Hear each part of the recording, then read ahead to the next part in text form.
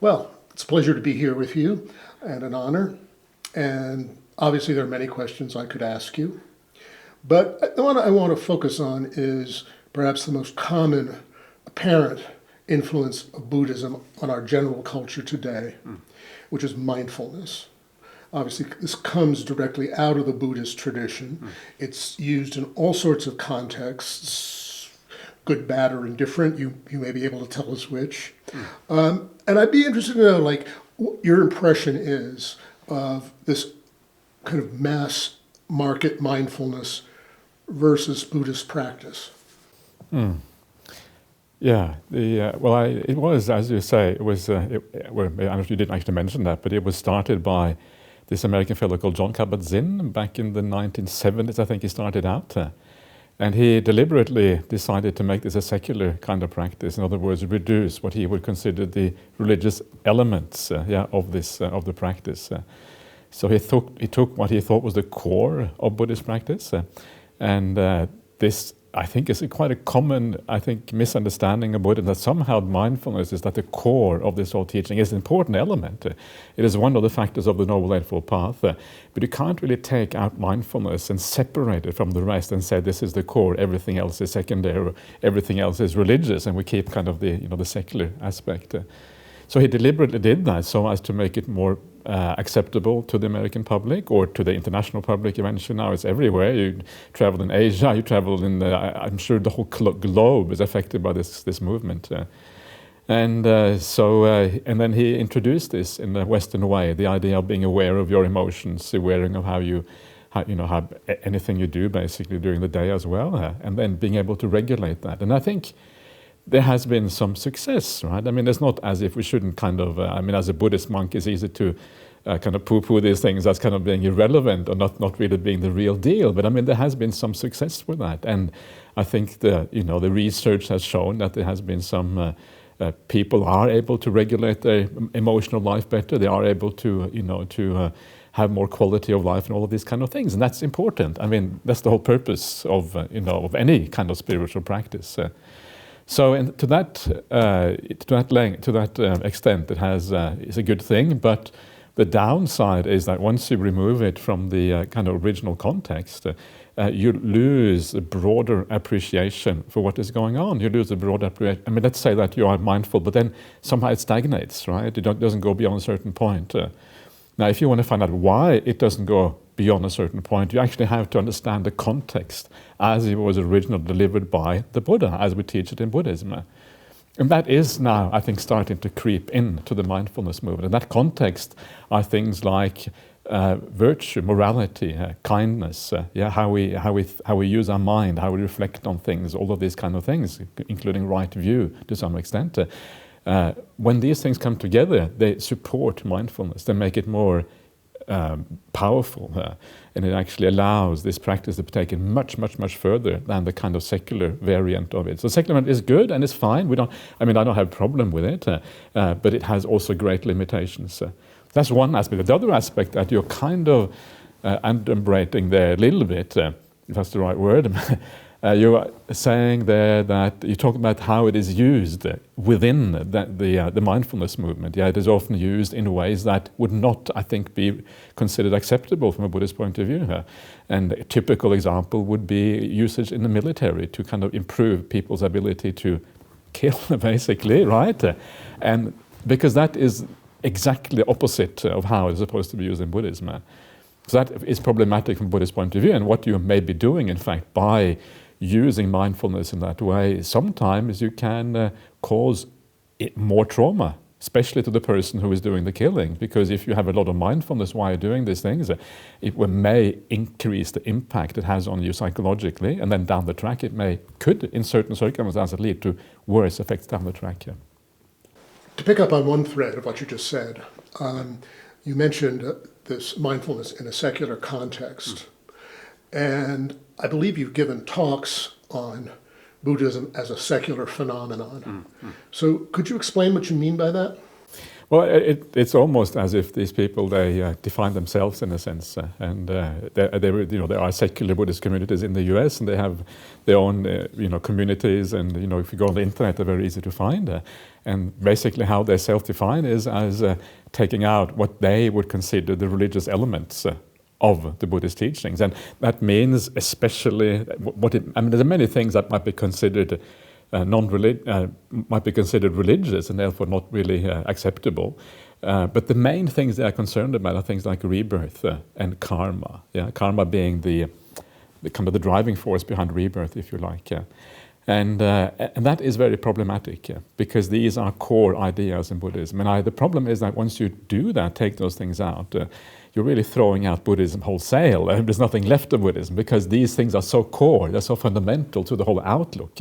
If you take them out, the whole thing collapses. It becomes like a house of cards, you're taking out the foundation of the whole thing. So there are many things they would reject. There's many things in Buddhism which may seem very strange from a modern point of view, things like psychic powers and these kind of things. And it is not core aspect of Buddhism anyway, it doesn't matter. But there are some things that are core, and then it becomes very problematic. And it has consequences that are quite far-reaching as well. One of the things that it means is that monasticism is considered really not necessary. Monasticism is a great investment in giving up a lot, and you're taking on something which is quite difficult for many people to do. And that monasticism really only makes sense in the context when you are when there's something a bigger picture that you're dealing with, and you're doing something, you're giving up something, but you actually, in return, you are dealing with a kind of a large potential for problems in the world, which is this whole sequence of rebirths, and then the idea of giving up an ordinary life to live a monastic life makes sense, even if it isn't easy for you. There are some people for whom monasticism is second nature, and they love monasticism because they have, they get good meditation, they have good results straight away, and they never miss the world for a second. But there are some people who need a kind of a broader outlook to be able to sustain the monastic path. And you find that many people who define as secular Buddhists, they started out as monastics, gave up the idea of rebirth, and then they, the path wasn't really sustainable for them, and they ended up becoming lay people again. So these are some of the issues I see there. Yeah. Well, this is fascinating, and obviously, the secular mindset that you're talking about could almost be redefined as a materialist outlook, because it is the non-materialistic aspects of Buddhism that they're rejecting, such as karma, reincarnation, and so on. So, in a sense, this is materialistic Buddhism. Is that reasonably correct? I think that is where the secular ideas usually come from. They come from that kind of outlook, the modern outlook that the mind is a result of material phenomena. It is kind of what they call an epiphenomena of material things. And yes, as you say, then rebirth doesn't make any sense, karma doesn't make any sense. The fact that the mind can somehow exist as semi-independent or even independent of the physical phenomena makes no sense anymore. So that is where they come from, I would say. I think also it may come from a misunderstanding of the nature of the idea of rebirth in Buddhism. Because what you will hear that secular Buddhism often said was that this is a metaphysical outlook. This is like a philosophical idea that somehow has been passed down, in Buddhist circles. And they very often will argue that this comes from the culture in ancient India. Ancient Indian culture was very usually accepted the idea of rebirth in that culture. Not always. They were actually materialists in ancient India, which was actually very fascinating. But very often it was. And so they say that, well, you're just taking on the current culture in India without really, investigating whether this is true or not. But that would be a mistake because from within Buddhism, the idea of rebirth is not a metaphysical assumption. It is a realization. In fact, it is not just any realization. It is one of the fundamental realizations that the Buddha is supposed to have had, according to his own according to the teachings that we have. So for us, it is the question is not it's the completely wrong way of framing it from a Buddhist point of view, because it's like you go to school. You go to school, the teacher tells you that Napoleon was killed in Waterloo in 1814 or whatever, and you have no reason to deny it. I mean, the history book says that, but you don't know that. It is something you take on board on confidence. In the same way, we have another teacher. He's not your school teacher. He's a different kind of teacher. It's called the Buddha. And he says, well, this is what I have seen. And once you start to get into his teachings, once you get a feeling for almost like the personality of the Buddha, because that's what you get when you start reading his words. You start to get a sense of his integrity, his kindness, his morality, broadly the way he teaches things. And after a while, you cannot avoid the conclusion that there's someone pretty extraordinary behind these things, the coherence behind 10,000 pages of scriptures or whatever it is. And then you start to get a degree of confidence. And it's like confidence in school. If you have confidence in your teacher, okay, you believe that Napoleon was killed at Waterloo in 1814. In the same way, once you start to get confidence in the Buddha, he's a real historical personality, just like your school teacher. It's very hard to reject that idea after a while. At least you take it seriously. You may not take it on board 100%. I mean, you can't do that until you see it for yourself. It's always going to be a matter of confidence. But you have, as a Buddhist, you would say you have a high degree of good reason for being confident in this. Not to be too pedantic here, but Napoleon was not killed at Waterloo. He was defeated. Defeated Waterloo, okay. He was defeated. Of course, he went to... He went to right. St. Helena. St. Helena, right, okay. Sorry, that's good point. Just to clarify that, clear that up. One great aspect of interest in Buddhism today has to do with elements of Tibetan Buddhism. Yeah. And Tibetan Buddhism teaches very elaborately that there are these bardos, or intermediate states between rebirth. Yeah. But I gather that the Theravada teachings are somewhat different than that. Could you elaborate on that a little bit, please? Yeah, absolutely. So, and this is a very interesting area, actually, and we could go on about this for a while. I'm not sure if we will, but we could. What is fascinating is that, we talk about Buddhism. Buddhism has kind of many different layers to it. And I would consider myself an adherent to what I call early Buddhism. And early Buddhism basically means that you go back to the earliest sources that we have, and the earliest sources that we have, most historians will agree this is what we call the four Nikayas, and they're basically the beginning. They exist in the Pali language. They also exist in part in Chinese translation. Some of it exists in Tibetan translation. Some of it exists in a variety of obscure languages. Well, some are not so obscure, like Sanskrit, part of it. Gandhari, a language from northern India. Or the Prakrits were the natural kind of colloquial languages of ancient India. Sanskrit was a formal language of scholars, and Prakrits were the ordinary languages. And then it exists also in a variety of tiny Turkic languages and a variety of things that existed in that area, roughly. And so you go back to these earlier sources and you look at, that gives you a good idea of what Buddhism is about. And what you find in those sources is often quite different from the developed doctrines of the various schools. So this idea that there is no bardo, or there is no, in Pali it's called the antarabhava. Antarabhava means intermediate existence. This idea that there is no antarabhava or bardo is actually it's not a core teaching you find in the early suttas. It is a scholastic development you find within the Theravada tradition. And you can find these things, you can find them if you go to I'm not sure how well versed, I guess you're a bit of a scholar, but the Kattavatthu, one of the Abhidhamma books of the Theravada tradition, I'm not sure if you're aware of that, no? So this is, the Theravada Abhidhamma has 7 books, one of them is called the Kattavatthu, which means like the basis of discussion or something like that. And these are the discussions that existed between the ancient schools. This is the main source that we have of the various views of the ancient schools. After the Buddha passed away, they started to divide, and the points of discussion are there. One of those points of discussion is the antarabhava, the bardo states. It's actually in there, it's discussed. And Theravada is defending the position that there is no intermediate state, that you die and then the next moment you are reborn.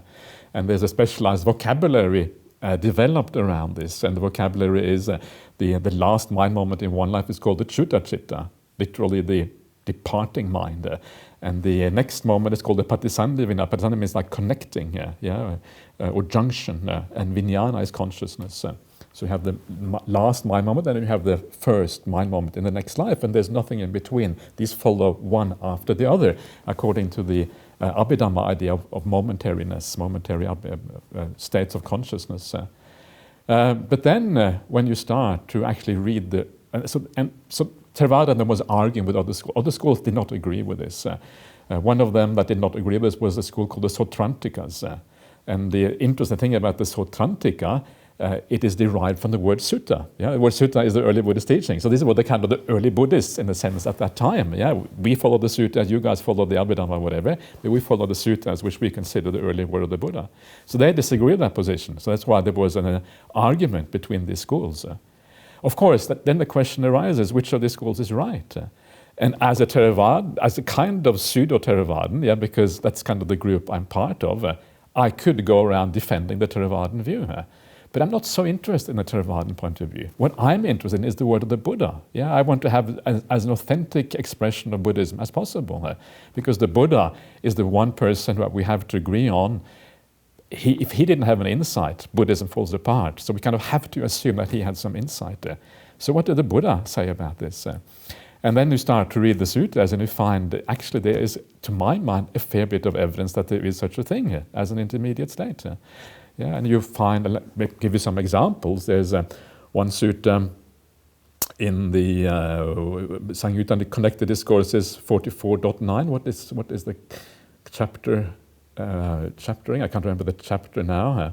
Anyway, where there is this person who asks the Buddha, who is this person now? Doesn't matter, Vacchagotta maybe, something like that. And he asks the Buddha, and he says to the Buddha, what is it that drives the mind or drives the consciousness after you have passed away, but before you're reborn? What supports it? And the Buddha says, well, I can give you a simile, and it says that it's just like when there is a wind, yeah, when the flame is kind of thrown up. What holds the flame? Well, it's actually just the wind holding the flame. In the same way, the mind, after you died, before you're born, is supported by craving. Craving is like a wind, because craving is something which moves, yeah? Craving is a driver. It drives you like the wind. So this is one example, and that's kind of the most obvious one. But then there are many cases in the sutras where you talk about this life, the next life, and between the two. I think the most obvious explanation for that is that there is something in between, right? I mean, it can probably be explained away. If you are a scholar, if you are, one of these, you can always kind of find explanation for why this is not an intermediate state, but the obvious interpretation is that it is. Then there are some interesting similes that talk about how the mind kind of evolves and how the mind, how the rebirth process happens. And it talks about how to use an anvil and a sledgehammer. And you hit the anvil with a hammer, a spark goes off, and the spark kind of flies up. Yeah, and it kind of, sometimes it dies off in that flying up process. Sometimes it dies upon hitting the ground, but then sometimes it hits the ground and then it flames up and it carries on for a while. And again, this, when you read I'm not sure how well I explained that simile, but when you see that simile in the word of the Buddha, it looks like there is like an intermediate existence, yeah, and the spark kind of carries on, then it hits the ground, that's the rebirth, and then it kind of flames up and it kind of carries on into the rebirth there. When you see the context, it is more clear what is going on there. And there's more. There's another one which talks about the fetter of existence versus the fetter of rebirth. It is possible to give up the fetter of rebirth without giving up the fetter of existence. Right? There's another idea that something happens after you die, for example. So there's lots of little evidence like that. Put all together, you can make a very strong case that there is such a thing as antrabhava. So I would argue that in this case, I would side with the Tibetans against the Theravadins. Even though I look like a Theravadin, that's what I would do. Yeah. Well, that's fascinating. Yeah. Well, this leads to another issue that often, I think, comes up in regard to Buddhist teaching. And as I understand it, one of the fundamental Buddhist teachings is anatta, the denial of the Atman or self, or atta, right? But if there is no such Atman or atta, what is it that carries on from life to life and, as you say, in intermediate states? Yeah, this is This is kind of one of the kind of great questions in Buddhism, yeah, and this is a question that we get all the time because it is a very good question, and it goes against our intuition of how this could possibly happen. And so the answer to that question is that it really is this, what you call the stream of consciousness that carries on. And the stream of consciousness is a self-perpetuating force driven by craving. And just because the body kind of falls away, that is kind of irrelevant for that stream of consciousness. So that stream of consciousness is really what you see right here in this life. Yeah, if you look at what you are, what this life is like, if you look at yourself today compared to who you were 10 years ago, 20 years ago, 30 years ago, is it the same or a different person? Well, you will say it is both the same and different, but there may not be anything that actually carries across. It is just like a stream of something. Yes, your body is there. You can maybe argue that the body supports it, but really the mind itself also kind of lives a life of its own, changing and also having certain things that actually have a degree of continuity to them. But if you look at that process carefully, there's nothing really there that is solid at all times. So this is that stream of consciousness that you can see right here in this life. And I think we make too much of the body. The problem is that the body is more like an appendage of the mind rather than the mind being an appendage of the body. The body is an expression of certain mental attitudes, a certain way of thinking about the world, and the body expresses itself, through the laws of karma. Your body will appear in a certain way, depending on your karma, depending on your past habits, depending on all of these kind of things. So the body is really just an extension of the mind in many ways. So the fact that the body dies actually is quite irrelevant from Buddhist point of view. The body is not as important as we think. In the materialist paradigm, in the physicalist paradigm, where material phenomena is everything, mind is secondary, then this whole thing becomes very difficult to explain. But if the mind is primary and the body is just a secondary appearance based on mental phenomena, the whole problem really disappears. It becomes a non-problem. So of course, the mind will carry on. And then the reason why the mind does carry on when you die is because craving is still there. Craving is a thing which projects, if you like, yourself into the future, because craving is always about the future. Craving is somewhere you want to go. It's something you haven't got yet. So you are, in a sense, projecting yourself into the future through the mechanism of craving. So as long as craving is there, that is the problem. So when you come to your death, that's why the question is, well, have you got craving or not? Have you got no craving? Okay, then the whole process stops. If you have got craving, then yes, the consciousness just carries on in a sense. So it is that is really all that is required, and we make too much out of the body, as if the body somehow is an important thing in this equation, and that really isn't. Well, to go on to the subject of karma, from what I gather from Buddhist teaching is that you have called this kind of stream of consciousness, I believe it's sometimes called mind stream. That is the vehicle of karma, is that right? Is that what carries karma or perpetuates karma, or could you explain that? Yeah, you could say that. I think karma is actually a fairly simple idea to understand once you frame it in the right way. Normally karma is kind of considered like almost like a magical thing. You die, you have done good things, and so you have a happy existence afterwards. You get a nice car and a nice house, and it's kind of, how does this connect, right? It doesn't seem to make any sense. Why should you get a nice car just because you were a nice guy in your past life? But the idea where it is easy to understand is that the Buddha talks about three kinds of karma, three kinds of karma. The one that ripens in this life, the one that ripens in your next life, and the one that ripens in lives beyond that. So what is, now the most interesting one here for our purpose is the one that ripens in this life, because maybe we can make some sense of that one, right? Future life, okay, it's a bit more difficult. So what is that? And what it is, I think this is fairly obvious, once you understand kind of the karma is the idea of how intention or volition, the will, has consequences for how we feel about ourselves.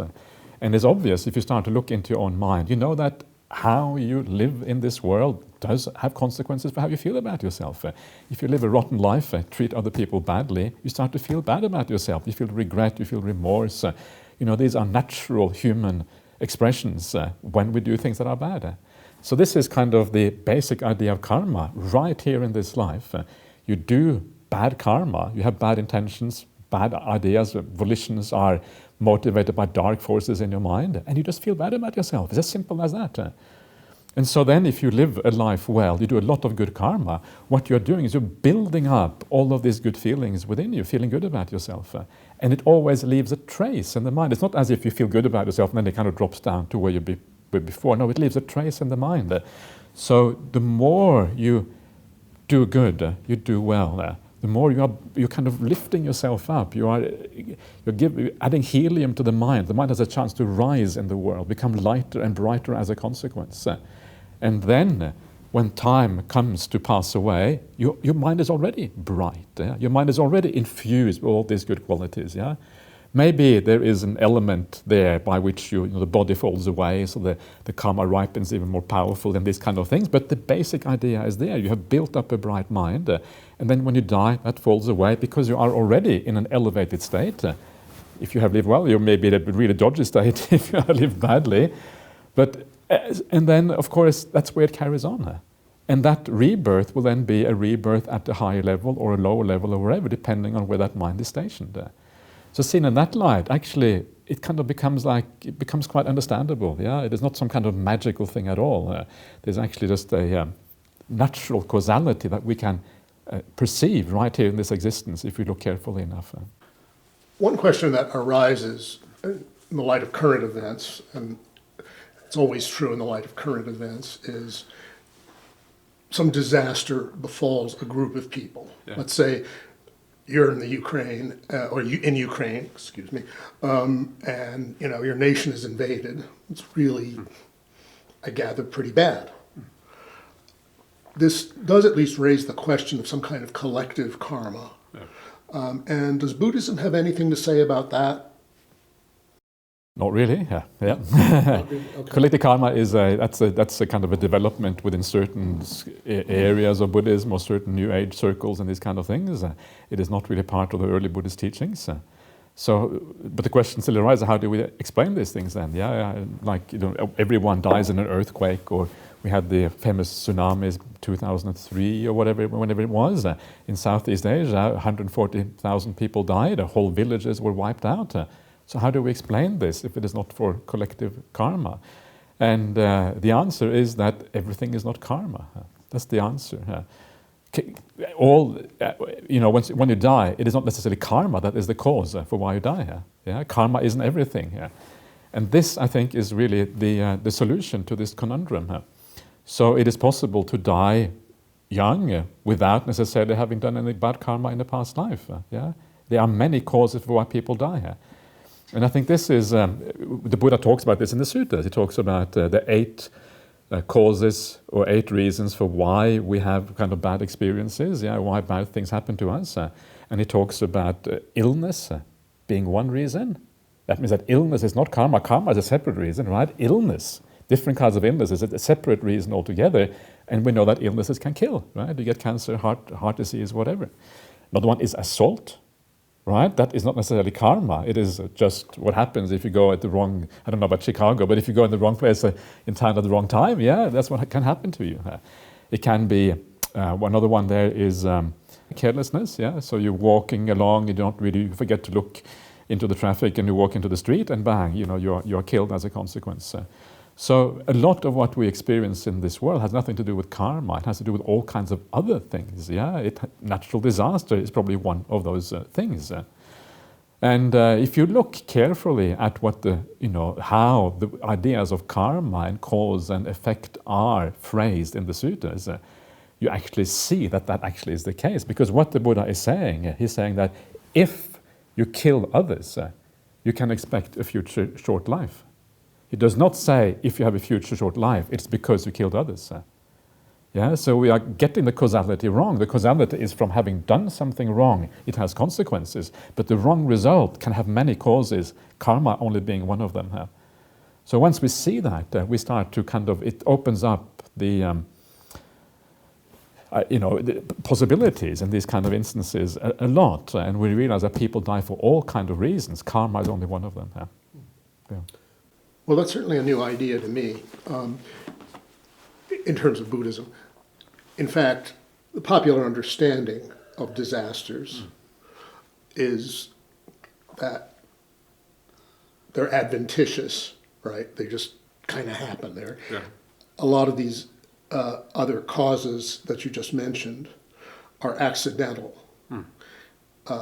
Is that what Buddhism is saying, that many of these causes are, as we would say, accidental, and karma is just one factor? Yeah, basically. And I mean, you could maybe say that if you have very good karma, maybe you will be protected from these things. Yeah, I mean, sometimes you hear some amazing stories. You hear the stories from the Twin Tower, terrorist attack in New York, and some people who, by some random accident, happened not to be there that day in the office or whatever, and it was just some really weird reason, right? You hear these stories, and you think, why did that happen? Maybe there was some kind of positive karmic thing working there. I don't know. I this is kind of random. So it can be that maybe you can be guarded by positive karma, but the problem here is being born as a human being. That is the real issue. Now that is in itself a kind of karma. Yeah, there's the karma of being born human, and that karma includes within it a large kind of variety of negative possibilities. Yeah, you're going to lose your job, you're going to break a leg, you're going to, I don't know, all of these things are just part of being human. And it's not a specific karmic cause outside of the karma of being human that you need to attribute these things to. So it is just the fact that you're human. Okay, when you're human, these things happen to you. And this is actually I think it is very important to understand this distinction. And the reason is, as a monastic, people very often come to you and they say, well, I've had this terrible experience. Why is this happening to me? Is it because of karma? Right? And this is and I think the reason why people ask these questions is because they want a kind of closure. They want to have an understanding. Yeah, it makes it easier to understand, okay, now I can accept it more because I have an understanding of what is going on. But I think they do that because they want to know, if I can understand the causes, I can control my life in such a way that I don't experience these things again, right? So if I know that my husband or wife cheated on me because I cheated on someone in the past life, well, okay, I won't cheat on anyone now, and maybe that will be the end of the problem, right? But actually, that would be the wrong conclusion, because that kind of assumes that somehow you can control your life in such a way as to avoid all of these bad things, when actually that is impossible, because the problem is not that. The problem is rebirth as a human being, right? So it changes your attitude a little bit to the solution to the problem. The solution to the problem is not trying to control the existence as it is. The solution to the problem in Buddhism is always actually you have to end the whole process. The process is the problem, not individual events within that process that we're dealing with. Fascinating. Well, Buddhism is known as a non-theistic religion. That is to say, it does not have a supreme being in the way that, say, the Western religions do. But Buddhism does have gods. Yeah. And it would seem that the different yanas, vehicles of Buddhism, have really quite different attitudes toward these gods. Could you tell us how the Theravada view sees the gods? Because there is a god realm, a Deva Loka. Yeah, many god realms, yeah. Yes, there is different attitudes. Some of these varieties of Buddhism, they make more use of these gods, and they would maybe ask them to intervene, and very often that has to do with a influence of Hinduism onto some of these various aspects of Buddhism. Towards the end of Buddhism in India, Buddhism was kicked out of India or eliminated from India in about the 13th century, beginning of the 13th century. And towards the end, it was becoming very corrupted, and Hindu influence were very strong, and they kind of made themselves felt on the latest kind of fads within Buddhism, or whatever you want to call it. But really, the Buddhist idea of gods, they are just like us, really. Yeah, there's not much different. They are more happy. They are longer lived. Yeah, it's a result of good karma. You can, if you think about the human realm, you think about the people born in the most unfortunate circumstances compared to the people born in the most fortunate circumstances, and the gap is actually very, very large within the human realm. Then you just extrapolate from that, yeah. So you go to kind of the most fortunate, and you go beyond, well, that's kind of the gods. They are more happy. And in that way, it takes away a bit of the kind of the mystery behind it. Yeah, you get really, you think, wow, I'm a god now. This is pretty cool. Yeah, check it out. This body is kind of light and nice, and I have more happiness. I got more powers. Yeah, okay, I'm gonna have fun as a god, or whatever you think. Yeah, when you become a god, or you become a ghost. You think, oh no, I'm a ghost. I was going to swear, but I'm going to. So and so basically it is no different. It's just you take on a slightly different shape and a slightly different reality, and it's just a carrying on of where you were before. But there is a very significant difference between the idea of Buddhist gods and the kind of creator gods that you find in most religions. And that is precisely the fact that they are more like us. In other words, they are impermanent. They have a temporary existence. They're not all powerful. They have all these limitations just like us. So the Buddhist gods are actually more like us, whereas the God of a Christian religion is completely different, has nothing to do with us at all.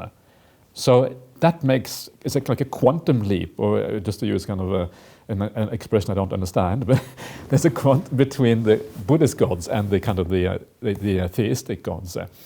And there is a very important thing that comes out of that.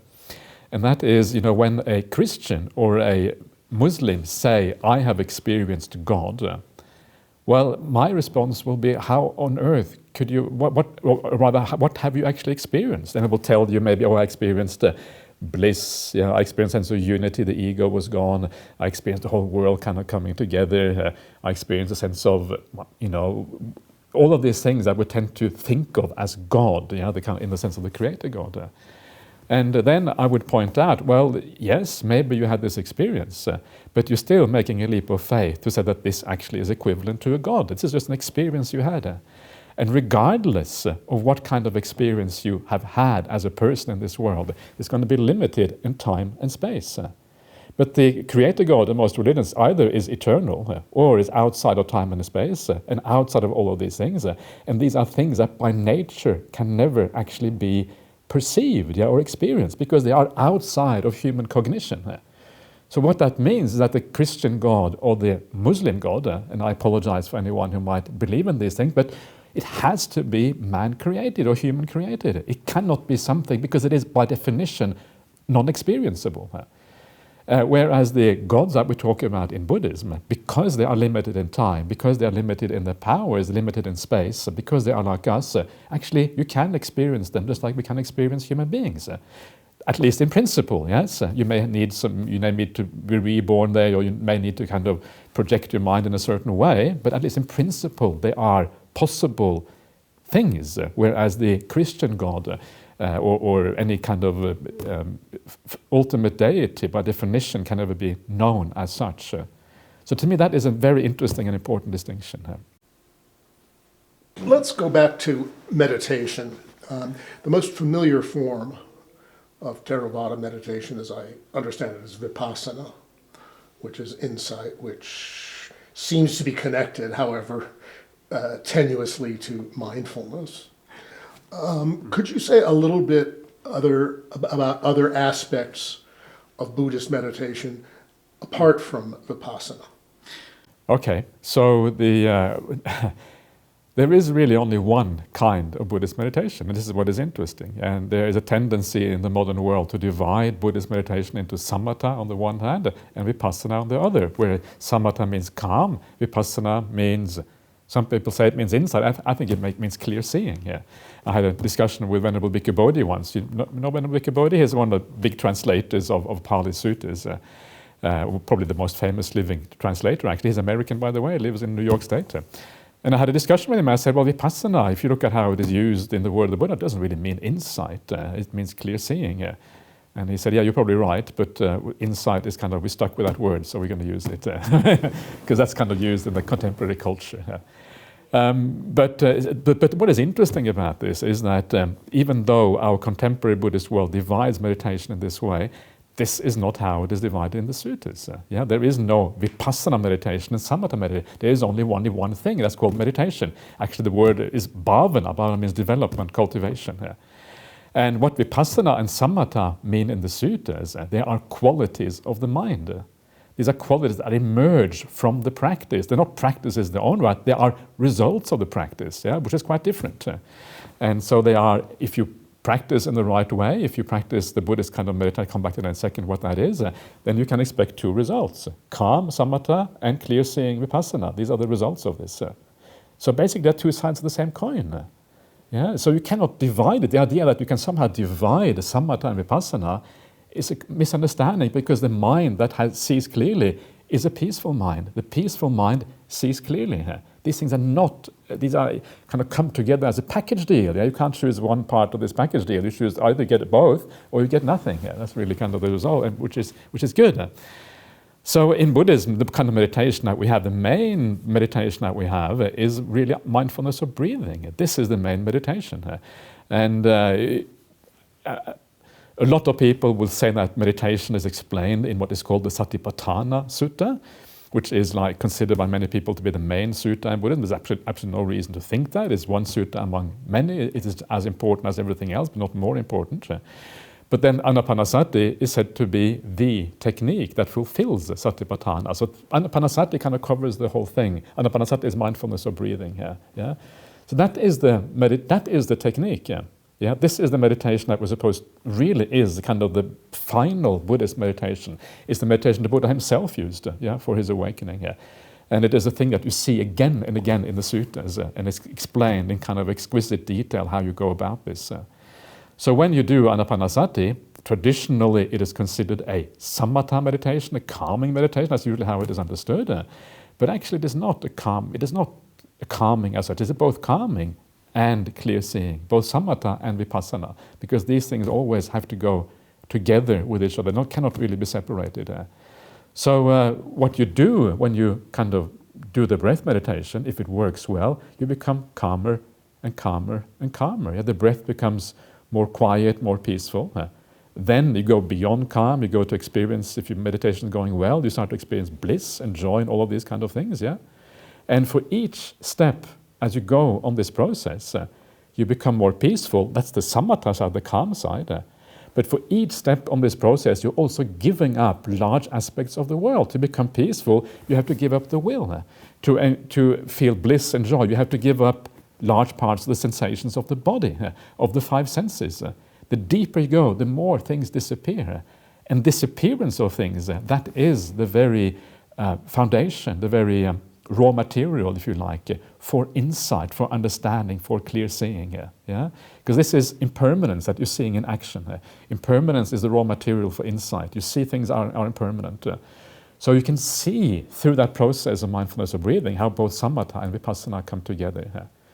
From a more analytical or more kind of broader kind of view, the way we can think about this is to ask ourselves what are the causes for insight and samatha? Yeah? Why do you become more peaceful? Why do you see more clearly? Or if you want to be more precise about it. And the answer is that to become peaceful, you have to abandon what is called the defilements of the mind. Most importantly, desire and ill will. Desire and ill will, they keep you in the future, they keep you in the past. Because desire about the future, ill will is often about the past. And so when you abandon these defilements, the mind becomes calm because it is no longer in the future and the past. It comes into the present. It becomes peaceful. So peace depends on the gradual reduction in the defilements of the mind. As the defilements go down, as they decline, peace becomes more profound. Insight depends exactly on the same thing, also on the reductions of defilements in the mind. Because a defilement in the mind, if you have a desire, it means you have a vested interest in the object. If you desire a cup of coffee, I just had a cup of coffee, I don't want you to take my cup of coffee, right? I have a vested interest in the coffee. If I have no desire for it, you can have my coffee at any time. It's no longer even my coffee at that point. So desire, ill will, and defilements, they give us a biased view of the world. We have vested interest in things. So the only way you can see things clearly, the only way you can stand back and see the world as it actually is, which is the purpose of Buddhist meditation, is called Yata Bhutya Jnana Dassana, knowledge and vision according to reality. The only way you can do that is by eliminating or gradually reducing defilements. As the defilements go down, you see more clearly. And the whole Buddhist path is about reducing defilements. It starts with morality. Morality is about abandoning certain bad aspects in the mind.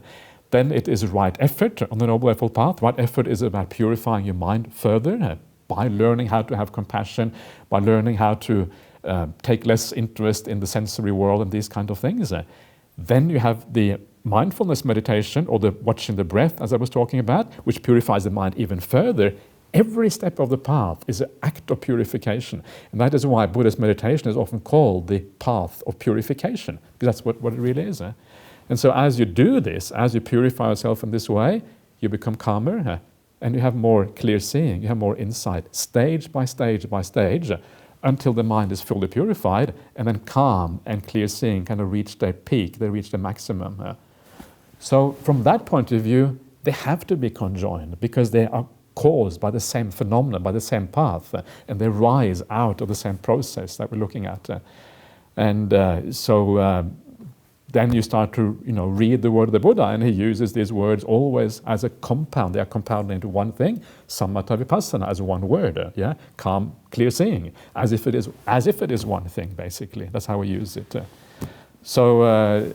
That is how I would see the idea of modern idea of vipassana meditation seen from the perspective of the early Buddhist texts. So I would say that vipassana meditation is just a marketing technique, right? Insight meditation. Who doesn't want insight meditation? It sounds really good. Yeah, you get insight into yourself, into the world. It means you become a wiser person. I would say it is a marketing technique, but what they actually do in insight meditation is often kind of, you can't separate it from any other kind of meditation. It basically is the same thing. Not always. Sometimes it may not be it may be controversial, but a lot of the time it is the same thing. Yeah. Why did the Buddha focus on the breath as the object of meditation as opposed to the mantras? I mean, as you know, there are thousands of types of meditation. Why did the Buddha pick on the breath specifically? Yeah, that's a very interesting question, actually, to be honest. And I think that he doesn't specifically say why he does it, doesn't give a real explanation for that. But I suspect that there's a few reasons that are fairly obvious. One of them is that the breath is like a very grounding experience, a very natural experience. It doesn't lead to flights of fancy. It's not an imagination about things. It's not, even if you use a mantra, it can kind of leads to all kind of consequences. Yeah, if you use the word Buddha, you might start thinking about who the Buddha is. It leads kind of the imagination of the mind leads it on. And of course, the purpose of meditation is to still the mind. You want something that is very simple if you want to still the mind. Mantra can work for a while, but then you have to give it up to kind of still the mind further. All the visualization techniques are far too noisy, far too many things going to really still the mind. So I think that is kind of the two ideas of the breath meditation. It's very grounding, it's very natural. It doesn't lead to delusion very easily, and it has this natural stillness capability. It takes you towards stillness down the track. I would say these are the two things. And the breath, in the suttas, is specifically said to take you all the way to the deepest states of samadhi. You don't need anything apart from the breath. And so you start with the breath, it takes you all the way. Yeah. Well, maybe some of this converges on a subject that I think we should probably at least look at, which is the goal, which is enlightenment. Could you basically tell us what enlightenment is?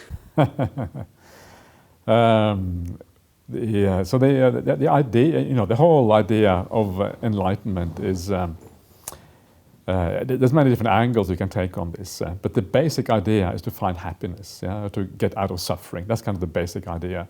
You start with the Four Noble Truths. First Noble Truth is the Noble Truth of suffering, and that's what we want to eliminate. We want to eliminate the cause, and when you eliminate the cause, then you find that result, which is the Third Noble Truth. So it's basically about eliminating suffering and finding happiness. Now, happiness sounds maybe a bit sort of, it may not sound very profound. It may sound very kind of worldly way of thinking about things. But when we talk about happiness, we mean any preferable psychological state, really. Yeah, it can be complete contentment. It can be anything which is preferable, really. That's what we mean by the idea of happiness here. It doesn't mean some kind of shallow euphoria or anything like that. So that is really ultimately what awakening is about. It's about finding that happiness. Now the problem, of course, is that we tend to look for happiness in the wrong place in our ordinary lives. We don't really look at where it actually is to be found. And that is where it gets interesting, because where do we find that happiness? Where do we find it? That is actually where we start to understand what awakening actually is about. So what awakening is about then, and the way to find this happiness, is to uncover the delusions or illusions of the mind. And I was using this idea yesterday that to be able to make good decisions in our life or good decisions about the world, we have to see things clearly. Yeah? If you don't see the world as it actually is, you're going to make bad decisions. And this is obvious in daily life. Yeah? If you think that you have an appointment to make in an hour or whatever, and you go down the wrong street because you have wrong view about which street you should take, that's kind of an aspect of wrong view. You're not going to make it in time because you're going in the wrong direction. That leads to a certain degree of suffering because you don't come to the meeting or whatever. So whenever we have an illusion about how things are, we don't see things according to reality, we make bad decisions. We make decisions that are not in our own best interest. So obviously the idea should be to give up delusion or illusion in our life, gain more clarity about the nature of reality. And by the nature of reality, what we mean is our own minds. Yeah, that's kind of the reality from Buddhist point of view. What is the primary thing in the world? Well, it is our experience of the world. It's our own mind. That's the kind of the primary thing we're dealing with at all times. So you want to understand your own mind. Yeah, this is kind of what it then comes down to. Yeah? So what does that mean to understand our own minds? And what it means from a Buddhist point of view is then to go through this process of meditation, become more and more peaceful, abandon as many things that you can possibly abandon. And as things are abandoned, what you realize, well, if you can abandon something, it can't be you. Yeah, if I kind of go into deep state of meditation, I cannot no longer access the body, and I'm perfectly happy with that. I actually don't want to have anything more to do with the body because the body is a bloody nuisance or whatever, right? Then the body cannot be me because I can live perfectly happy without it. You can see that in your meditation practice. And so all of these various stages of meditation, you're abandoning more and more. You're abandoning the body, abandoning the will. When the mind is perfectly still, there's no movement, the will is gone. Yeah, the will is no longer there. Abandoning the five senses. The only thing that's left at a certain point is the mind sense. You are abandoning large parts of your perceptions and feelings. Because you don't feel certain feelings anymore. There's no pain. There's just bliss. The only perception you have left is maybe a perception of light or a perception of bliss. Everything else is gone. And so you're narrowing down this thing that you call yourself. You're starting to see that more and more things in the world have nothing to do with you. They're not the me. You're starting to realize what the mind is. The mind is a conditioned phenomenon. It is not self, as you were saying before, anatta, this idea. And then as you keep on doing this, there comes a point when you realize actually there's nothing here called the self. Yeah? Everything is just this flux, everything is this movement of phenomena, and there's nothing that kind of carries on from one moment to the next one. There's a continuous movement in this whole stream of consciousness. And at that moment, that is what is called stream entry in Buddhism. Because at that moment you have seen the reality, you have seen what the world actually is like. And at that point, there is really, once you have seen reality, then stream entry, because then you are on the stream to full awakening, because you've seen reality, you know the truth of things, you know the path that leads to that meeting you're going to go, which is, in this case is Nibbana, the Nibbana meeting, the most important meeting of your life. And then you are on the right track, because you have seen the truth. So this is a very important part of the idea of awakening, the idea of understanding reality as it actually is.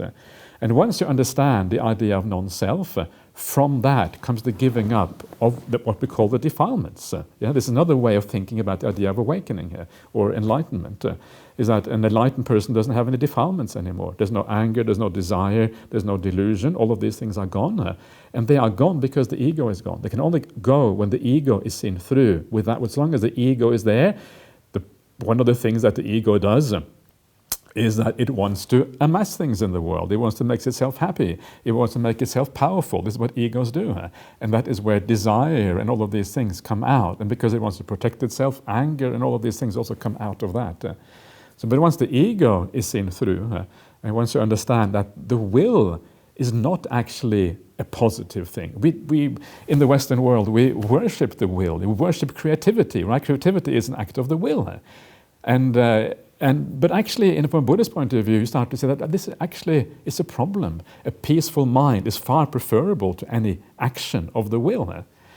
So when all of these things kind of fall into place, that is where you can give up all desires and all anger and all ill will, precisely because the ego is gone. As long as a sense of self is still there, as long as you think that is a permanent aspect to your mind, the defilements cannot go. So Then down the track, as you carry on, you can reach another aspect of that awakening, is the idea of having given up all defilements. So the highest happiness is the giving up of the sense of self, is the giving up of all defilements. Then it is the giving up of the rebirth process. Yeah? And this is, in many ways, when we talk about the idea of the distinction between happiness and suffering, that is like the definition of happiness. May seem very weird, but that's the definition of happiness according to the suttas. And there is a place in the suttas, there's a monk called Venerable Sariputta, the Buddha's right-hand monk, and he is asked by someone, what is happiness and what is suffering? And he says, rebirth is suffering, not being reborn, that is happiness. And that is the knowledge that you get when you awaken. That's maybe the one knowledge that you have, is the knowledge that you don't want to get reborn again. You understand that that whole process has come to an end. Can you tell me if you've ever met anyone whom you considered fully awakened or enlightened? I met the Buddha. In the suttas, right? He's right there. So I kind of feel like I met the Buddha because it almost feels like it, because you're reading these words and there is this, he is obviously a teacher, right? So it feels a bit like it. So to me, that is good enough. But yes, I have met other people as well who I would say are they fully awakened or partially awakened? Well, they've gone a long way on this path.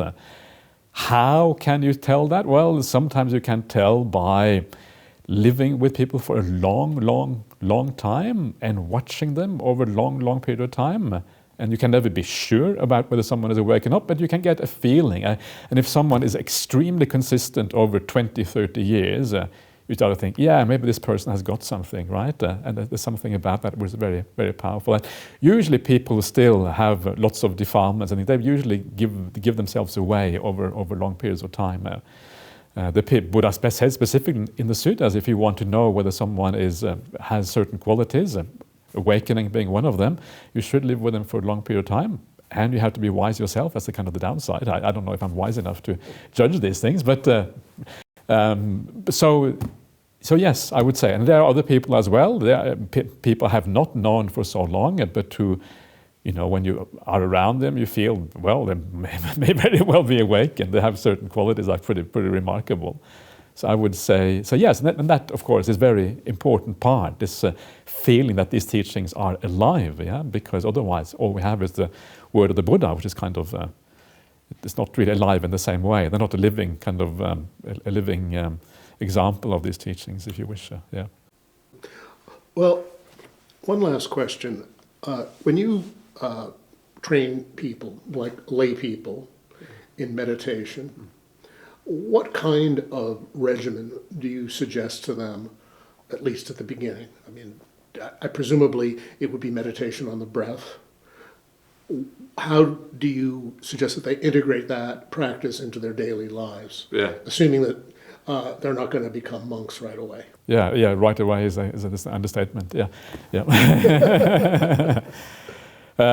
Yes. But the first thing I would say to people is that sometimes people have bad experiences in meditation and they don't enjoy it. In fact, they actually do the opposite of enjoying it. It's actually an unpleasant experience for them. So I would remind people that meditation is not the most important thing in Buddhism. Yeah, if they are interested in Buddhism, that's not the most important thing. The most important thing is your morality and ethics, to be a kind person. That is the most important thing here. And if there are people in the world who do meditation, we talked about this at the beginning, without ethics, and that's kind of crazy, because it's in the end it's not going to lead you anywhere, and it's going to have detrimental effects. But if you are just kind, that on its own will have positive effects. Yeah. So that is the most important part. And even if you can just live a pure life of kindness, you're going to go a long way on this path. That is the first thing. So the first thing is, don't actually have to do meditation. The second thing I will say is set the bar very low when you start out. Start out very gently with yourself. You have no idea how you're going to react. Start out with 5 or 10 minutes, once a week. Very, very simple, just to try it and see what happens. And very quickly, within 2 or 3 weeks, you will realize whether this is something for you or not. And then you can maybe do it 3 times a week, every other day or something like that. So you go very, very gently with yourself. This is kind of the first thing here. The second thing is to remember that, yes, mindfulness of breathing, being aware of the breath, is kind of one of the fundamental ideas of Buddhist meditation practice. But you have to set yourself up in the right way before you can do the mindfulness of breathing. Mindfulness of breathing is actually not very easy. It's actually quite a surprisingly difficult thing to do. And so setting yourself up means like actually becoming mindful before you start the meditation. Yeah, it means kind of allowing the mind to be reasonably calm and quiet before you actually sit down and do these kind of things. And this is why it is tricky.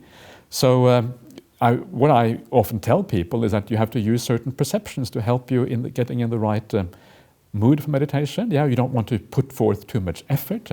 It has to be relaxed. It has to be easygoing. So in the beginning, you sit down in a nice armchair. Yeah, and we have a kind of a good example right here. So you sit down in a nice armchair, and one of the kind of examples or ideas I give people is the idea that, well, what do you do if you come home after a long day at work and you're really tired and exhausted? And what do you do then? Well, you may sit down in an armchair. And what do you do with your mind at that time when you are just relaxing in an armchair because you're exhausted from a long day's work? Actually, you don't do anything, right? You just allow the mind to flow. That's what you do at that point because you're exhausted. That's exactly what you do when you are exhausted. And that is meditation, allowing the mind to flow. And once you get that idea, that is about allowing the mind to flow instead of controlling the mind, then you are on the right track, because the vast majority of people, they control the mind too much. If you sit down and you start watching the breath straight away, guaranteed you're going to control the mind, because it is impossible, because you haven't got enough mindfulness to follow the breath. So you learn to just relax. And even if all you get out of your meditation is a bit of relaxation, you're still going to enjoy it. Yeah? So you just learn to relax. And then as you relax and you kind of just wait and you nudge the mind a little bit, I can't go into too many details now about how to do this, but you may nudge the mind a little bit this way and that way. And as you do that, mindfulness may arise. And when mindfulness arises, the breath comes to you by itself. You should never seek the breath. You should always allow the breath to come to you. The moment you seek the breath, you're making too much effort. But this is just a way of thinking about the process, right? You wait for the breath to come to you. That means that there's no effort involved in the process of breath meditation. That is the right kind of attitude. So the final thing I would say about meditation, make sure you enjoy it. Yeah? If you don't enjoy it, it's going to be something that detracts from your quality of life. Spiritual path should always be something that adds to your quality of life. If it detracts from your quality of life, then it is not worth doing it. So make sure you enjoy it. If you don't enjoy it, ask a teacher, ask someone who can give you some advice to find kind of the right way, and then hopefully you find something very useful for yourself. Very good. Well, we've come to the end of our time. I think this has been an extremely fascinating, enjoyable, and profound conversation. So I certainly want to thank you for the time, and I know our viewers will find this extremely illuminating. Thank you. Very good. Thank you. I hope you enjoyed that conversation. Ajahn Brahmāli is such a delightful monk and a delightful person. I consider him a friend, and I'm always so happy to hear his words of wisdom. I'd like to invite you Thursday next week. Join me again when we will have Robert Waggoner speaking on the science and potential of lucid dreaming. I am very much looking forward to that presentation, and I hope you can join me. In the meantime, please stay safe and be well. Good night to you all.